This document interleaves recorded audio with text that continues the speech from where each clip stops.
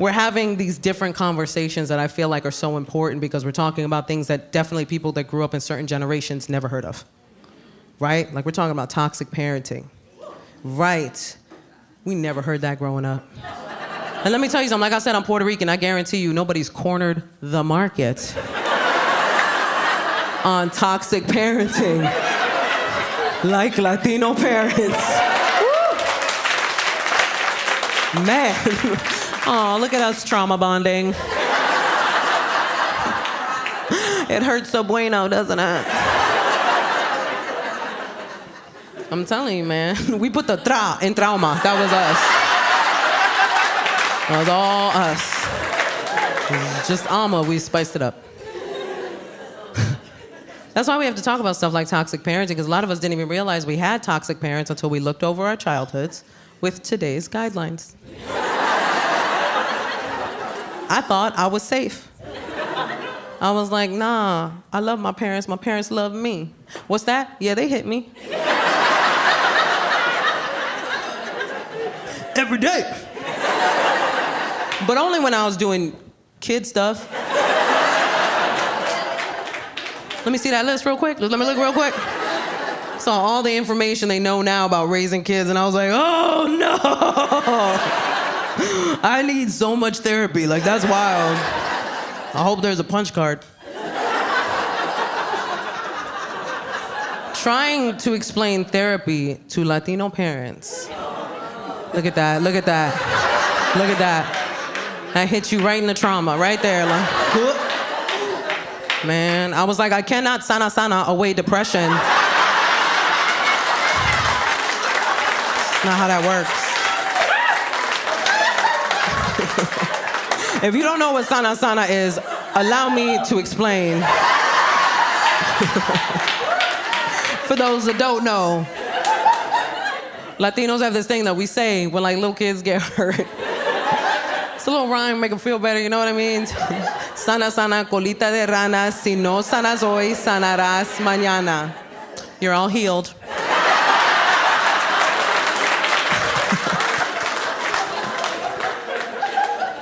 One time my husband was like, can you translate that? And I was like, nah.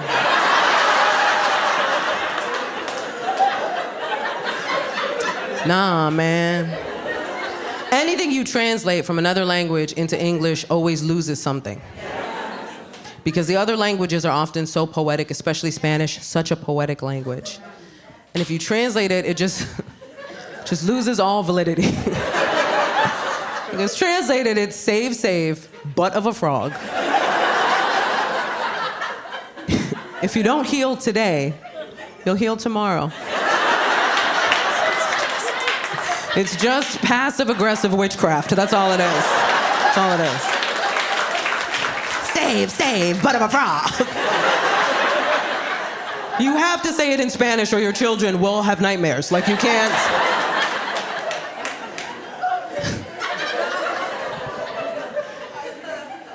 It's such a crazy time to, like, be a parent because we're doing things so different. Right? Like now, you can choose your parenting style like you used to choose a Mortal Kombat fighter. Our parents only had one style. It was survival. That was it. They just had to make it through.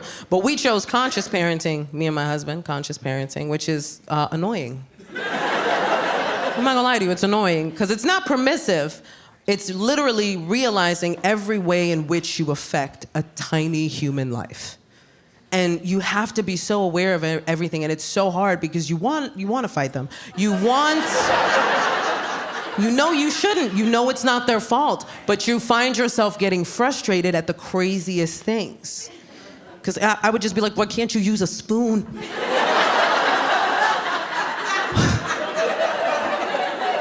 Give my son a spoon, he's like,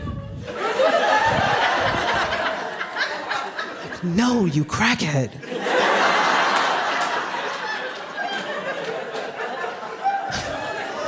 Just yogurt everywhere now.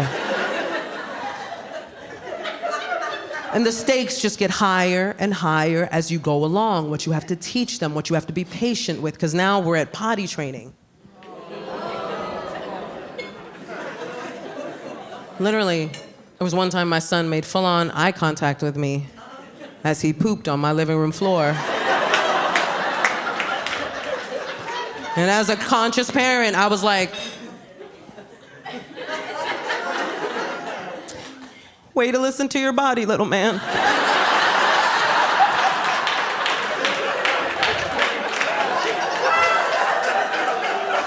What am I gonna do?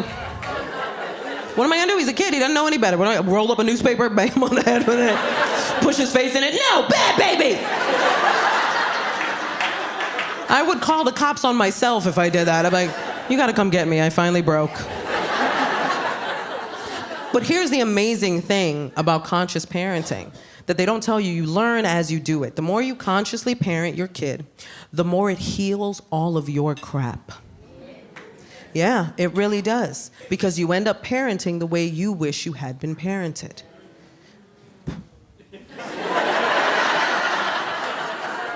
I found this out in the moment with my son because we do affirmations every morning. I know, it's adorable.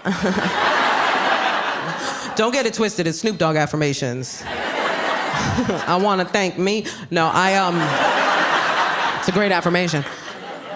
No, Snoop Dogg has a kid show. If you don't know, it's amazing. Yeah, right? Doggyland. If you don't know about it, watch it. He plays a character named Bow Wizzle. You're welcome.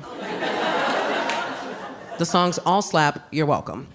So we were doing our Snoop Dogg affirmations, and my son has that cute little toddler voice, you know what I mean? Like that, like I was like, say, I am strong. And he's like, I am strong.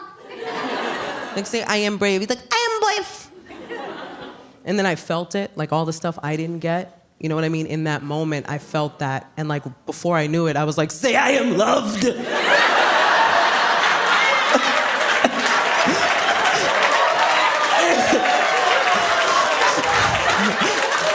I gotta call your grandma.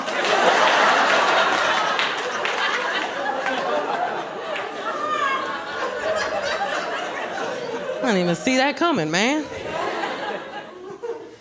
And it's so crazy now being a boy mom. Because the microscope is on us, man. We are underneath such a microscope, everything we do. And I'm fine with it, because I think if we change the game, we could really change how things work out in the world. I really do. I don't mind it, you know what I mean? And my girlfriends were on it right away. The second they found out that I was having a little boy, they were like, it's all up to you. You gotta fight the patriarchy. And I was like, can I teach him the alphabet first? I can, I just gotta be real intentional with it, you know what I mean? Like, A is for accountability, B is for bodily autonomy, and C is for consent. Repeat it to mommy.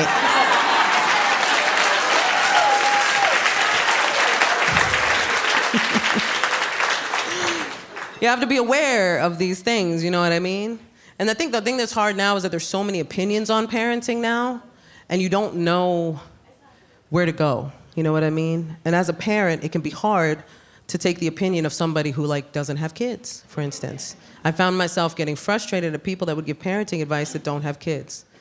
And I felt the way that a lot of parents do. Like, if you're not living this life, how do you know what to tell me to do? Until I realized the reason why I should listen to these people is that they may not have kids, but they are coming from a perspective of a person who experienced a certain type of parenting. And I really had to think, what would my son say about my parenting? And what would I want him to say about my parenting? Not all of it, some people are dumb. Don't listen to everyone. Because I did have a girlfriend that was like, you better raise him right. And I'm like, what did you think the plan was?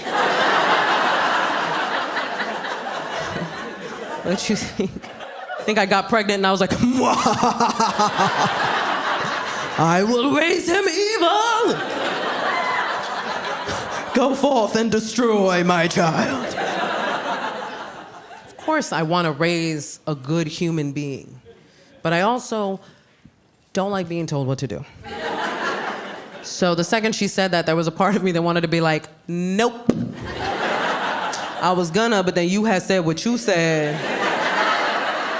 Now I gotta make sure he has a misogynistic podcast by the age of 7. Just sitting there with some big old headphones like, as a alpha male. And I'm behind him with my problematic boy mom self like, that's right, baby, these hoes ain't loyal.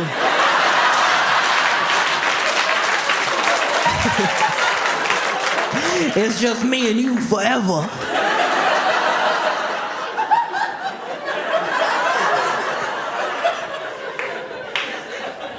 I could never be that mom. Could never be that mom. There was a lot of things that I saw people doing that I knew I wasn't gonna do as a mom. Like the one thing I don't do is boys will be boys. I don't do that with my son. It's too permissive. There's no equivalent for little girls. So I don't allow it. And you know, the parents that I've seen do it, it gets out of hand real quick. You just know it's gonna snowball to bigger things, like boys will be boys. He stabbed the babysitter. He's a boy. He's learning to express himself. And I know you're not supposed to judge other parents, but I do. I do. Only when I see them doing things that are detrimental to their children or to parenting in general. I can't help but pick up on that now. Like there was a woman who put out a video and it went viral. And this was the whole video. She goes, I'm gonna teach my son how to cook so your daughter can't trick him into a relationship with her cooking. First of all, don't nobody want your dusty son. First of all, don't act like a basic skill is something to brag about. And second, how long you been out the dating pool, ma'am? What do you think is gonna happen? You think I'm just gonna leave a trail of empanadas that lead to an altar? He's gonna be like, oh no, I'm married. What kind of idiot did you raise? There were so many things, and when, me and my husband, when we talked about how we were gonna do this, that we decided we were just not gonna do, right? And there were certain things we promised ourselves that we would do. Because there was a lot to consider. Not only do we wanna raise a good human being, but also, my son is multicultural. Like I said, he's mixed. He's half Puerto Rican, half white, hard tea. That Midwest white hits different, you know what I'm saying? Like I know there's white people here, but if my husband walked in, even y'all would be like, that's a white guy. Like, you'd be like, I'm white, but that's unseasoned chicken that just walked through the front door. That is level 10 white. Don't y'all come for my porcelain king.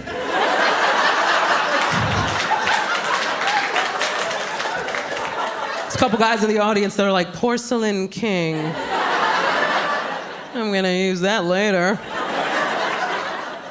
But I had to think about that, man. Like, my son is mixed. Or as I like to say, his DNA's been colonized.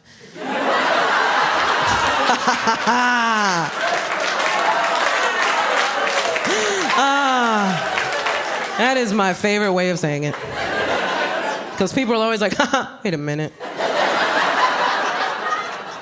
She snuck in history. I have to think about that, though. Honestly, as the mother of a mixed child, I have to think about the fact that a lot of his childhood is going to be me explaining my half of his makeup and the history of those people. And I know he's gonna have questions, because all kids have questions, and I'm petrified. Because I don't know if you've heard the level of questions these children are asking, but these are Jeopardy level questions. And I am, quite honestly, not prepared. I'm just waiting for the day where he's like, what happened to the indigenous people of the Caribbean, Mommy?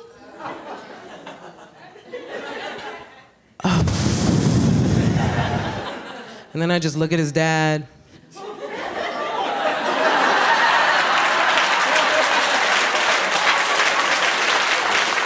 This is your time to shine, sir!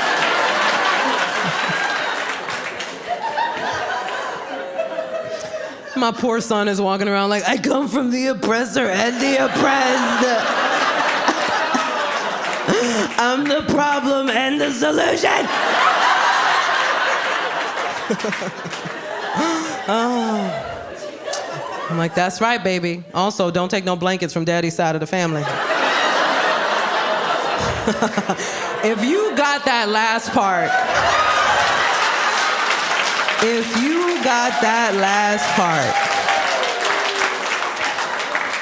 I love you from the bottom of my heart.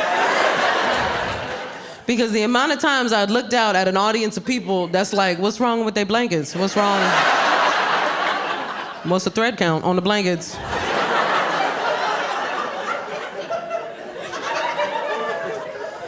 I'm proud of my son. He's doing great. He speaks English and Spanish. And, yeah. Humble brag. And really, look, if you're in the audience and you're Latino, Latina, Latine, Latinx, any of them, and you don't speak Spanish, that is okay. It doesn't make you lesser. It doesn't mean that people should make you feel lesser. I spent a lot of my younger years so judged because I didn't speak Spanish well enough for the people around me that I just stopped altogether and didn't learn till I was older. And here's the thing, I'm also third generation. And if you're third generation, then you know what I'm talking about. By the time I came around, everybody had assimilated already. So English was the norm in our household. When my parents were growing up, it was different. They spoke Spanish only inside the house. But that's because at that time, there was something called a gag law, where Puerto Ricans could not display a Puerto Rican flag or speak or sing any patriotic songs. So it was dangerous to speak Spanish outside of the house. So for me, I didn't speak it in the house. I only spoke English, so I learned it from all of my coworkers when I started working. And all of my coworkers were Mexican.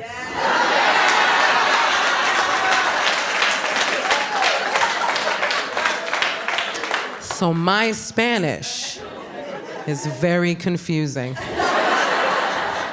Because I'm a Puerto Rican who speaks Spanish with a Mexican accent, but uses Puerto Rican and Mexican terminology.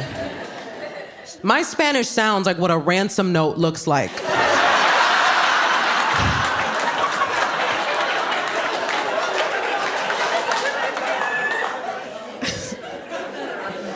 Like, people who are fluent in Spanish hear me speak Spanish and they're like, where are you from? I don't know, man, I'm trying to figure it out. My son does, he speaks Spanish, but he's nervous in Spanish, so he like whispers in Spanish. I know, it's adorable and creepy, huh? Kids do not know the rules of whispering. So they just like do it whenever. I'll be like washing the dishes and behind me I hear, siete.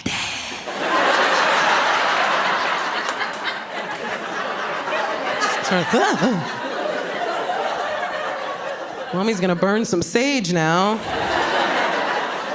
Try to get the demon of Columbus out of you.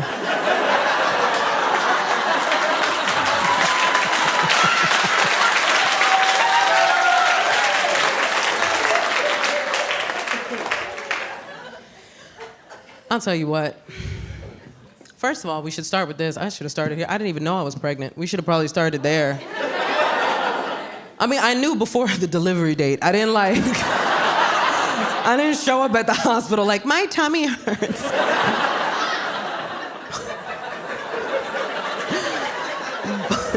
But I didn't know for a while. I'm gonna be real with y'all. I didn't know for a while. And then people are like, how did you not know? Well, that's what happens when your weight fluctuates. Nobody talks about this. But my weight went up and I was like, oh, I'm fat again. Like, I wasn't mad about it. I was like, who's thick? You thick? Ow. Like, I was like...